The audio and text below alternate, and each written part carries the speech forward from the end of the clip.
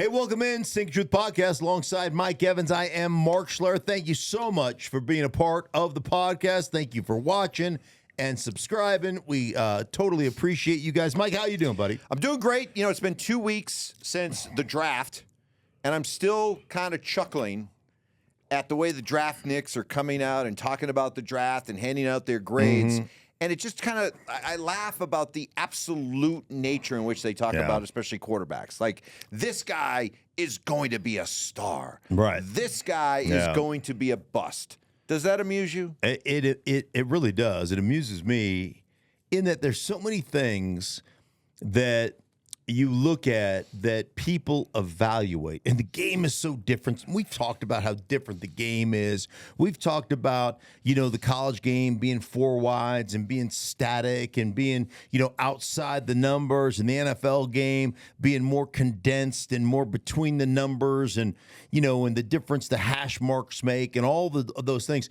But one of the things that always perplexes me or baffles me is arm talent. Everybody comes to the conclusion that arm talent, like there are certain quarterbacks in this draft that were taken in the top 6 where it's probably Bo Nix to Denver who gets criticized the most for lack of arm talent. And so I just started looking at, at pre-draft analysis of quarterbacks. Do you know who was rated with less than good arm talent? Tom Brady. Oh, yeah. You know who else was rated as just doesn't have the requisite arm talent? Drew Brees. You know who else just doesn't have good enough arm talent to really get over the top? You know who it is? Go ahead. No. Okay, so what's the kid from Cincinnati?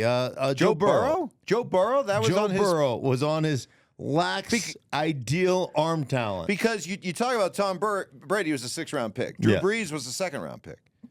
Joe Burrow was the number 1 overall pick. Right. Tiny hands and arm talent. Those were the things that really eliminated his ability. And arm talent, to me, is so like. You make up for a lack of arm talent by being on time and being accurate. And isn't that the game today? Accuracy and being on time and getting the ball, delivering the ball underneath, especially with the way the game is played. Today. When does arm talent matter? Like, because arm talent talked about, right? All right, so arm talent. Let's say here are the hashes. So you're on the right hash, the field is to your left, and you're running a deep out on that, or an 18-yard comeback, and you got to drive the football. You got to stay on top and drive the football. Arm talent, what arm talent allows you to do is be a little bit late with the football. But you don't ever want to be late with the football because normally if you're late with the ball, you're inaccurate. So if you're on time with the football, it doesn't matter about the arm talent aspect of it. A lot of people will tell you arm talent's not about throwing the ball deep down the field. Arm talent's about fitting it in a really tight window. But usually that's a guy that can fit in a tight window into a team meeting. And what are those guys? Who do they become? Oh, Jay Cutler? Oh, wait a minute, Jeff George? Oh, hey, Jamarcus Russell. Like what? Like what are we talking about? Why are we even talking about this? Do you throw the ball accurately on time? And like I say all the time, you can't throw it accurately if it's not on time. So like the arm talent thing, which has been, a scarlet letter on a guy like Bo Nix, to me is completely it has no bearing whatsoever. What about if you play in a rough weather city? Okay, if you play in the Northeast, you're playing in Philly, you're playing New York, you're playing in Foxborough, you're playing in Chicago, right? Buffalo. Yeah. Do you need to have a quarterback that can drive the ball through bad weather? Yeah, you need to be able to drive the ball, but again, it's requisite arm talent. Like Tom Brady played New England. Good point. Good point. He didn't have the strength. And people, well, he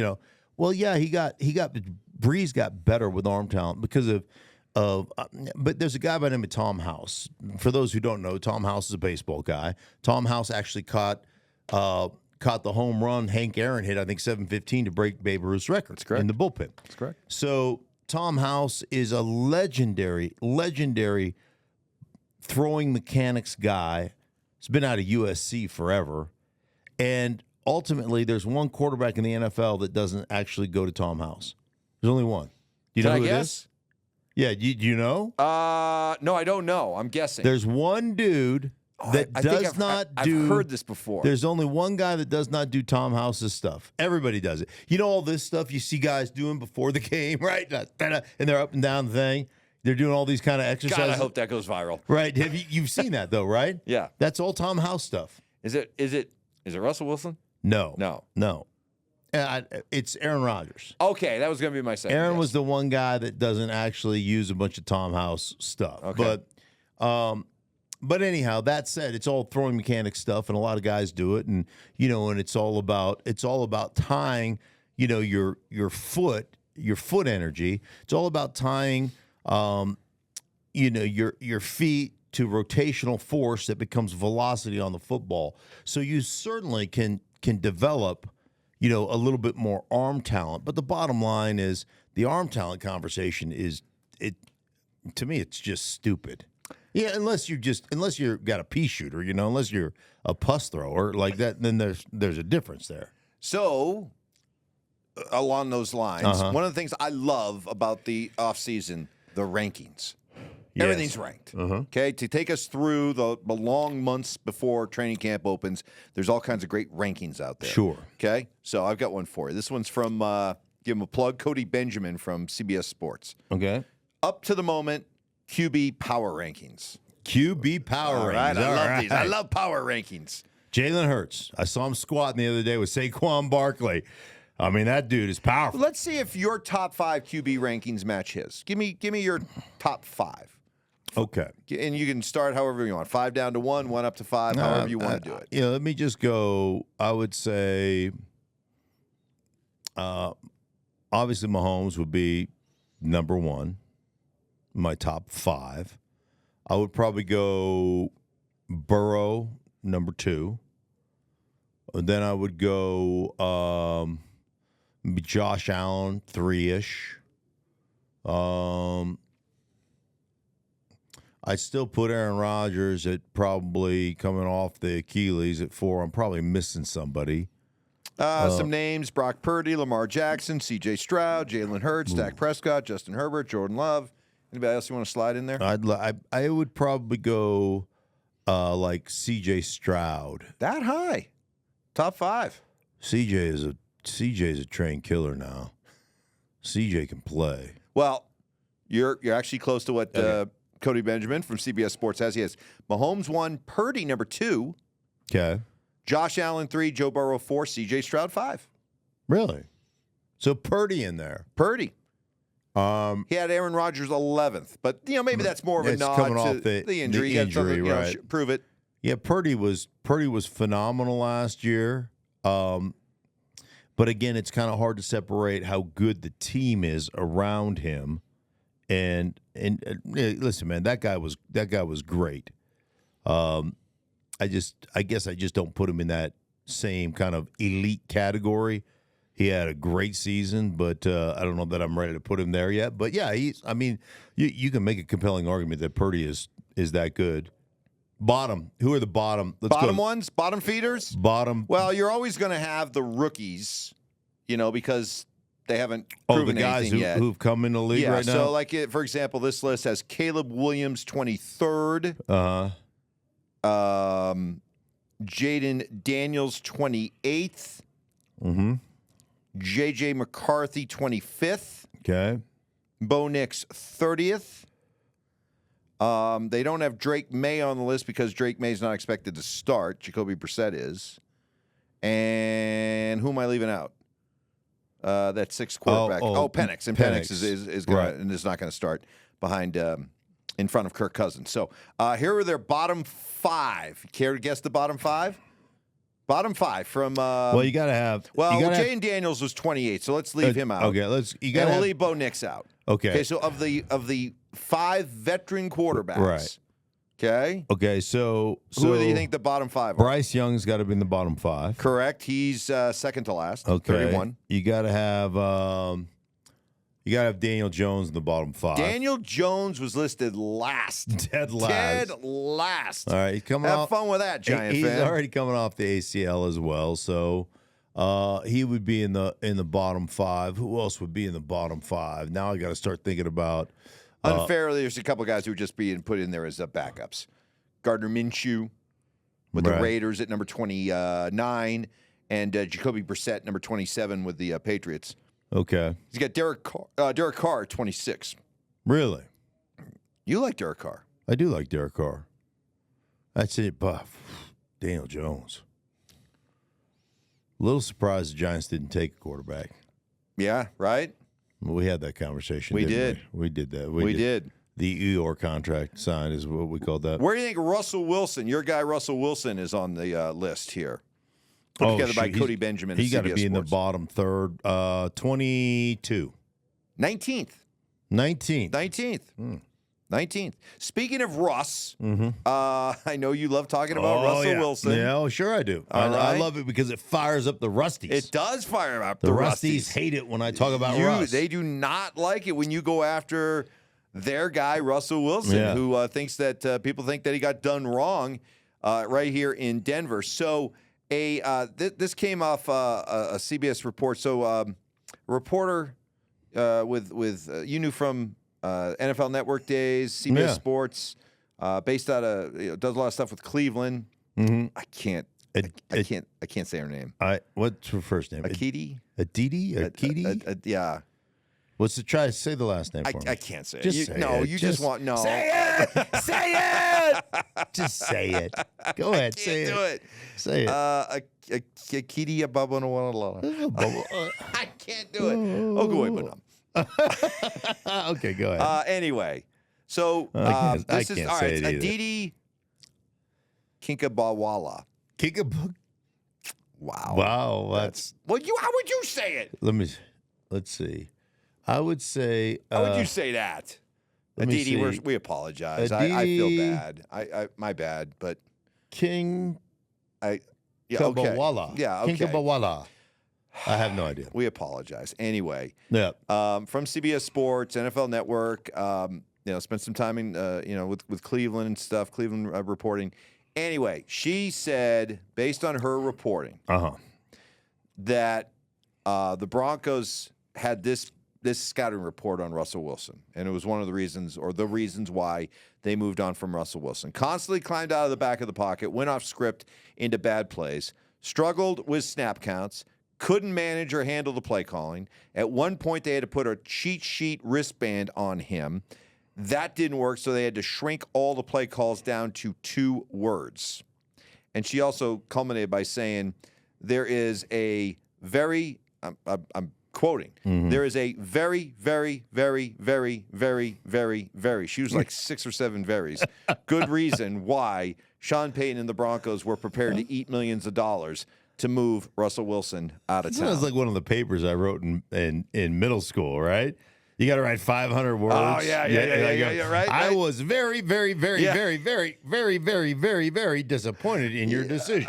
Yes. Right. Yes. Yeah. Yes. Whenever you had those book reports that required you to write 500 words, you'd come up with all the filler words you could. A lot of thes, reallys, verys, really, things like that. Double reallys. Then there was the trick when you had to write a specific amount of pages in a paper. You got to do 8 pages.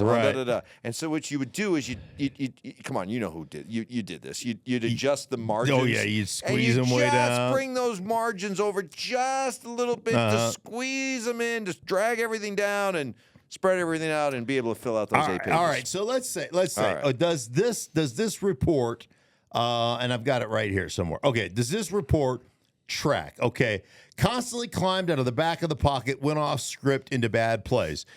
Yeah, there was. I mean, how many sacks does this guy take on any given season? Like the Pittsburgh Steelers drafted 2 offensive linemen. A lot of people said they had the best draft in the National Football League. It doesn't matter if you're climbing out of the back of a pocket on a 3-step drop and you're giving up sacks because you decide not to throw it over the middle of the field to the open guys. So that tracks. Struggle with snap counts. What exactly does that mean? You know, snapping the ball on time with motion, all the different things, all the different intricate things you're supposed to do as a quarterback. So if you're running, let's say you're running a spread formation, you're running a mid-zone over to the right-hand side, right? So you're running 14 handoff, right? And so your backside tackle and backside guard are double teaming the 3 technique, the defensive tackle, to the linebacker on that side. And you're leaving that defensive end unblocked. Okay, so how do we block that guy? Well, there's different ways to do it. You can zone read him, right? You can have the quarterback kind of hold him off with a boot keep. You can orbit somebody down, and that orbit motion holds him, or that jet sweep motion holds him. But if you don't snap the ball at the right time, guess what doesn't happen? That defensive end doesn't hesitate for a step, meaning that he just screams down there when the back is forced to cut back. You know what he does? He makes a 2-yard tackle for a -2. So if you're not snapping the ball at the right moment, if you don't have all that stuff, like all this stuff matters. And if that's part of the issue that you're having, well, you know, that becomes a real issue. Couldn't manage or handle the play calling. Like, I think we saw that. I think that's where Sean Payton blew up on him on the sideline several different times.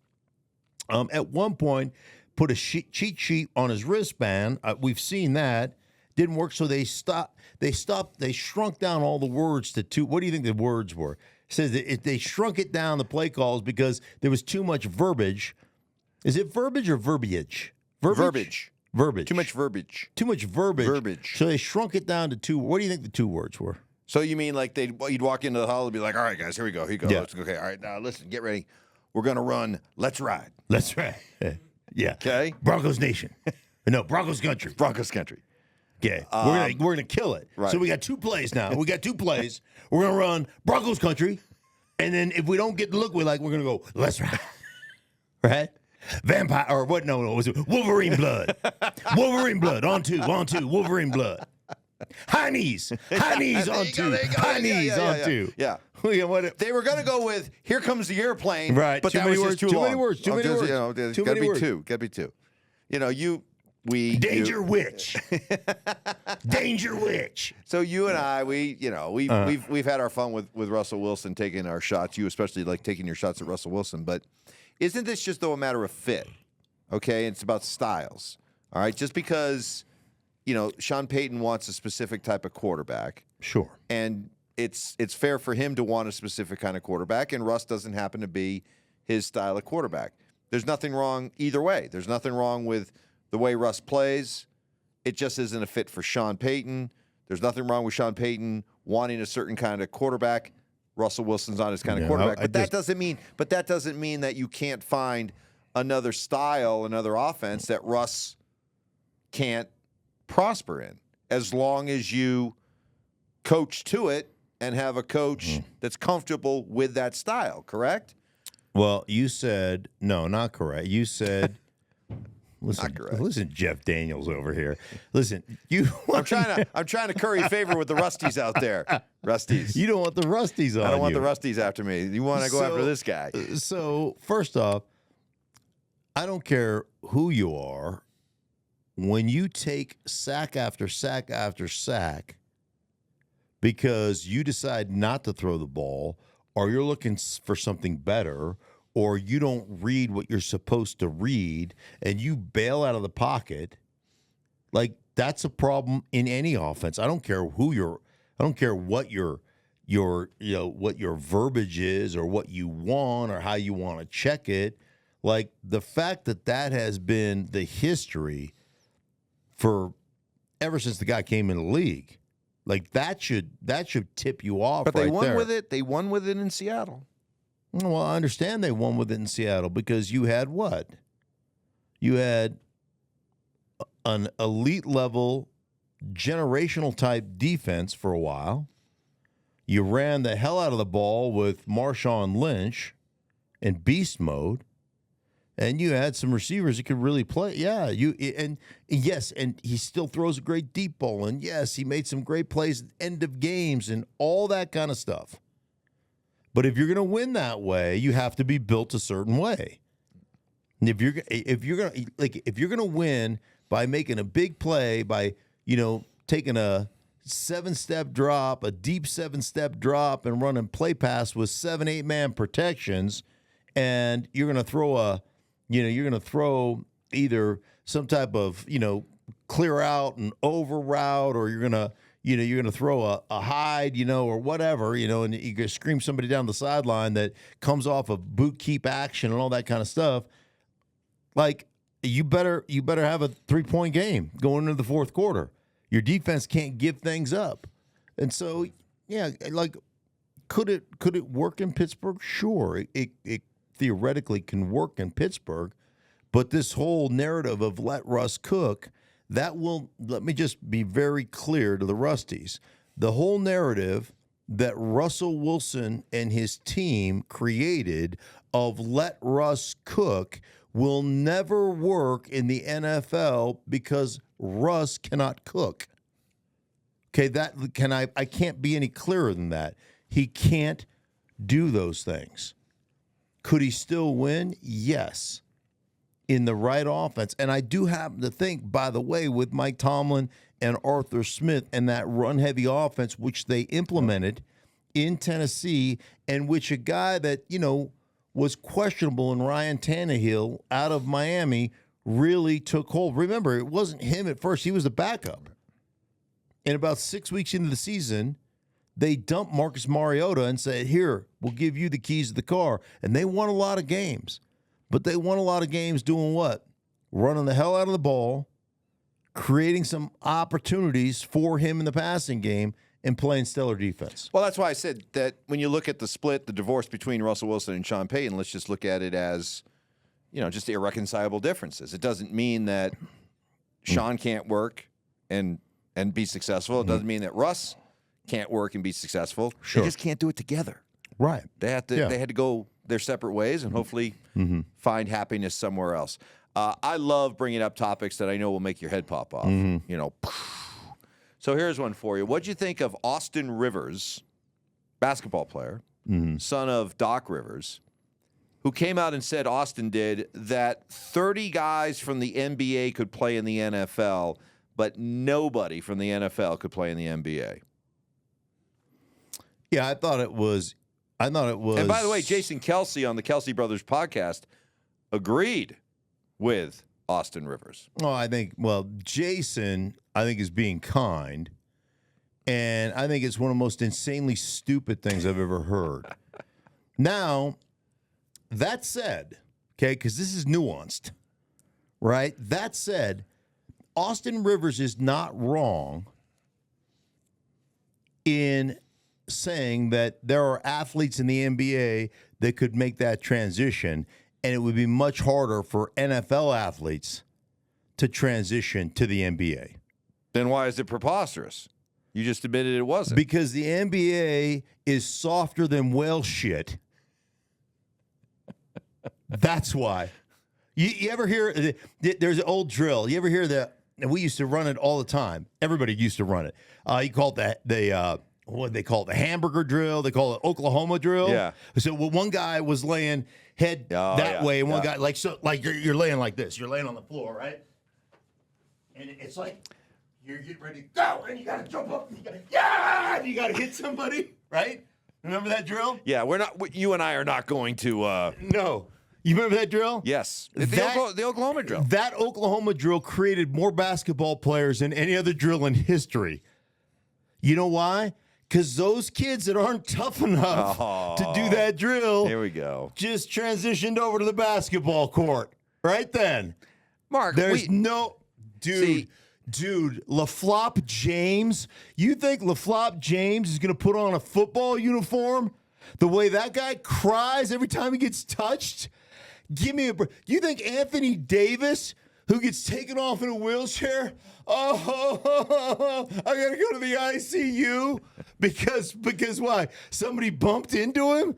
Did you see him against the Nuggets when he got his shoulder barely hit? Oh, he's running around. Oh, my arm. Oh, dude, the game is populated with a bunch of pussies. I am sorry. They're not going to play in the NFL. Sorry about it. Dude, now, athletically, most phenomenal athletes I've ever seen. I think athletically, NBA players are by far the biggest freak shows athletically of any professional sport. See, I think you're just hurt because you love to perpetuate this idea that, football players are so tough and everything like that. It's so hard to do, and winning a championship, going through the playoffs in the NFL is so much harder than, let's say, a Stanley Cup champion in hockey having to go through 4 rounds and best of sevens, all that kind of stuff. But here's the thing. We have evidence. We've had track stars who've walked right off the track and have been able to suit up and play in the NFL. Ronaldo Nehemiah, ring a bell, right? Suit up. Play. Produce. Okay? Produce. Didn't Kansas City just sign a rugby player, a former rugby player? Mm-hmm. Signed a rugby player. Okay? You show me an example of somebody who just walked in off the street playing another sport and played in the NBA. Maybe there are some examples. Maybe people out there can think of some, but I can't. As I said, I think it's the most unique because guys are 6'8" and 250 pounds and incredibly freak show athletes. There's no question. So there's no question that there are more athletes in the NBA that could transition into the NFL if it wasn't for the physical nature of the game. So Antonio Gates, really good basketball player. Julius Thomas played college football, excelled in the NFL. Yeah, college basketball. College basketball, yeah. Yeah. But we're talking about NFL guys. Right. Going into the pros. You name one NBA player.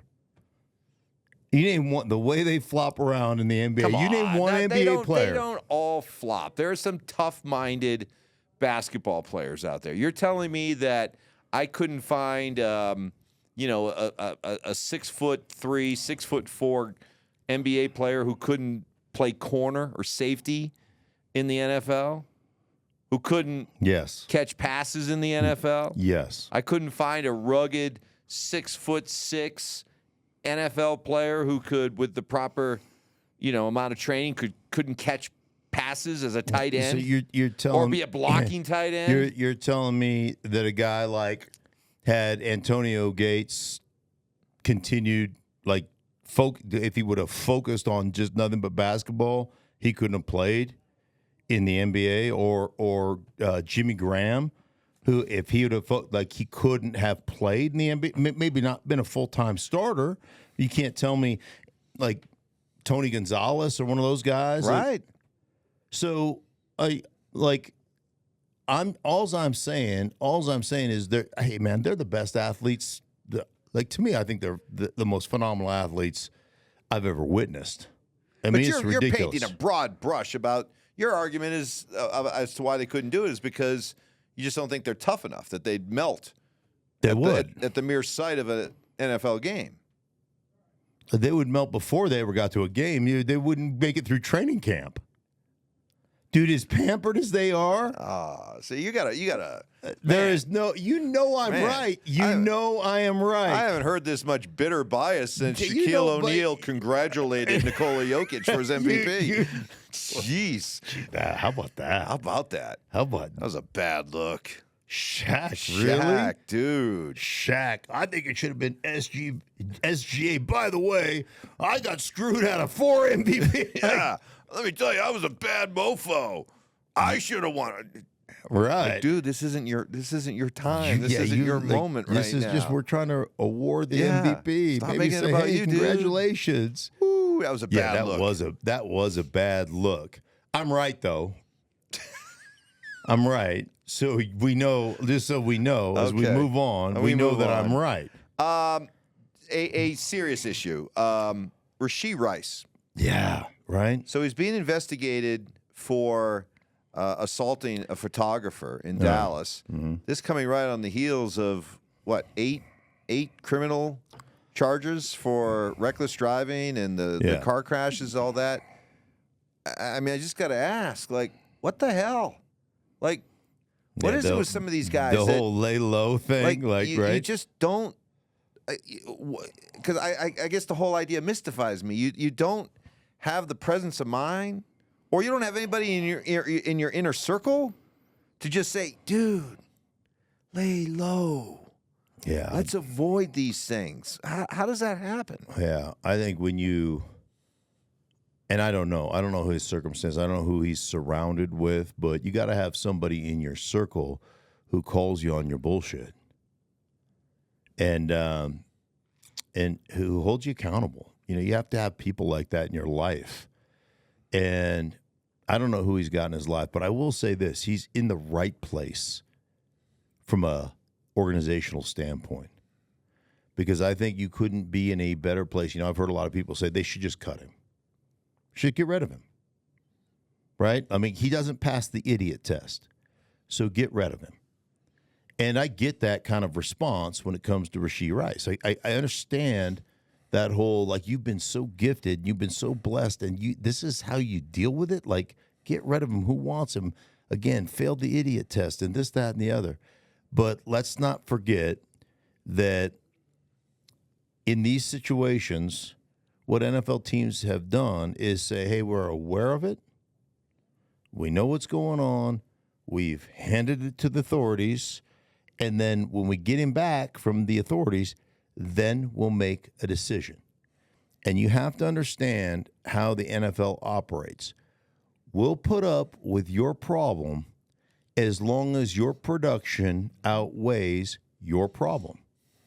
And when the problem is heavier than the production, Antonio Brown, we will say, see you later.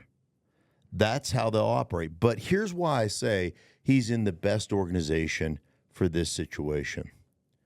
Because of Andy Reid. Andy Reid is not only a great football coach, but he's an unbelievable human being that has a ton of compassion because his family's been through it.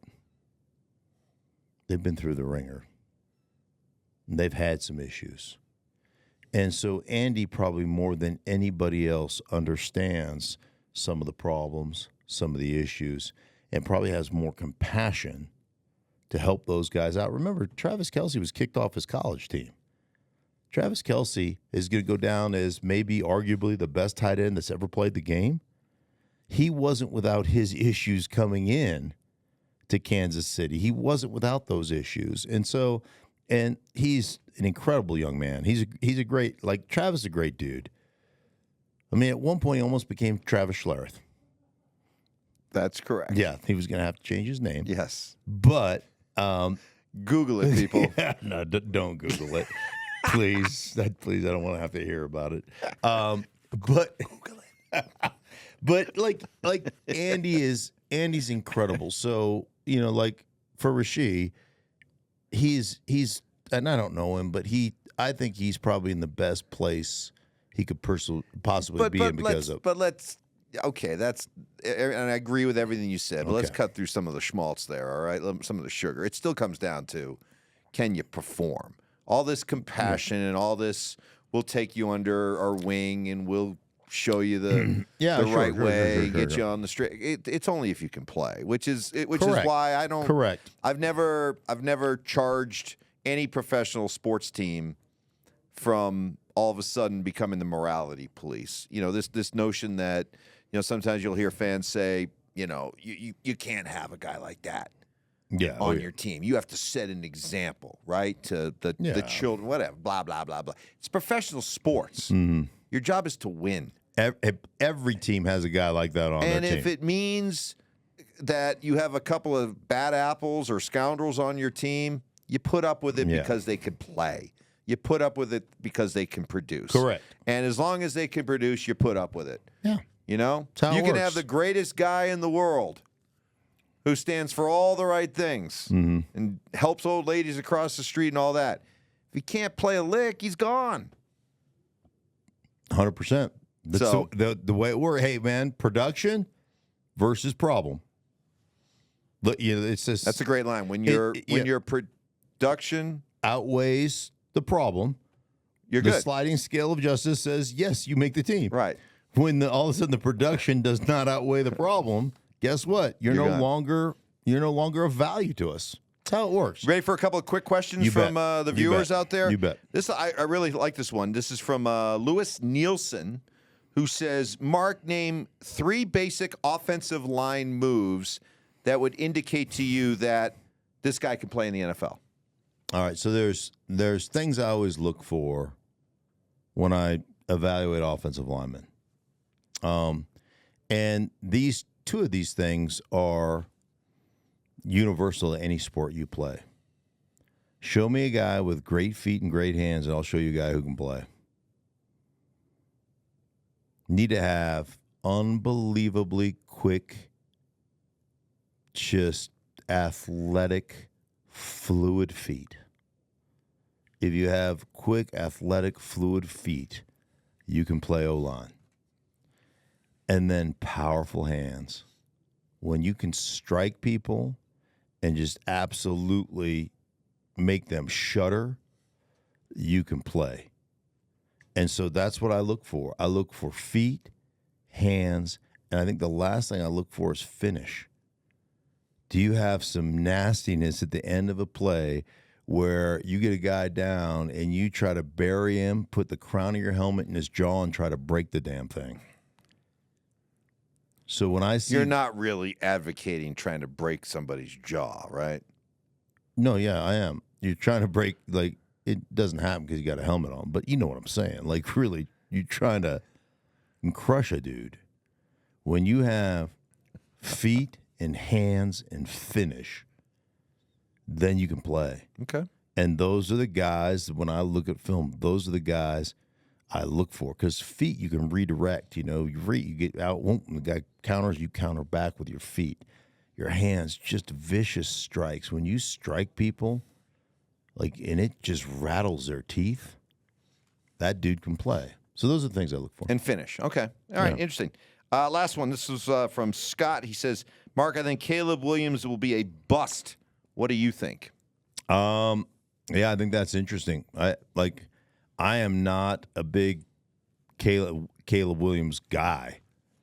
And I think he's incredibly talented, but there's a lot of things that I shouldn't say there's a lot of things. There's just questions I have about, the whole dealing with adversity and getting your ass kicked by Utah twice and the whole, Running up and crying with his mother. I mean, just there's stuff like that, and then you're going to an organization that has never really developed a quarterback. And, oh, by the way, you got a coach on the hot seat. And I do like Shane Waldron a ton, who is their offensive coordinator, comes, out of the Shanahan tree via Sean McVay. So I do like him a ton. But, yeah, I got some questions about that guy. Bust, I mean, who's to say? I don't know. The odds are one of these quarterbacks is going to be elite out of this, the top Group six of that were six, drafted, yeah. right? And one of them will be a decent starter, and then 4 of them will be busts, as we define busts. Yeah. Guys that don't get a second contract, get moved, end up playing somewhere else as backups. So, But you see high bust potential. I do. Not probability, but just potential. Just based on a lot of those different facts, not on anything on skill set. I mean, the guy's got an incredible skill set. So the painted nails, the pink phone case, those kind of things. Not that those bother me, but that is what it is. Whatever. I don't really care, but I mean, you can't win in the Pac-12. You're this generational guy, and you're at USC where you got more talent than anybody else, and you can't win in the Pac-12? Nobody else sees a problem in that? Well, USC was giving up like 45, 50 points a week. Well, hey, listen, you're all that? guess what? Don't let your defense on the field. How about that? Okay. All right. So let's see. You aggravated Laker fan today. Now you're going to, boy, Southern California is going to love you after this one. Well, I mean, hire me to coach USC. I'll fix it. Hire the Lakers. You're looking for a coach? Here you go. There you go. Here you go. We may not win a lot, but I guarantee you one thing. We'll be tougher than everybody else. Hey, for everybody involved in the Stinkin Truth podcast, we appreciate you guys for watching. Thank you so much, and we'll be back with you later on next week.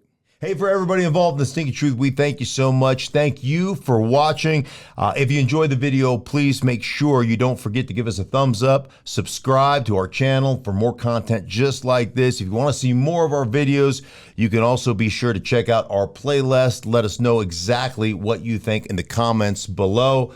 We appreciate you guys so much for being a part of that. Don't forget to follow us on social media to stay up to date on our latest updates. Links are in the description. Thanks again for watching, and we'll see you in the next video.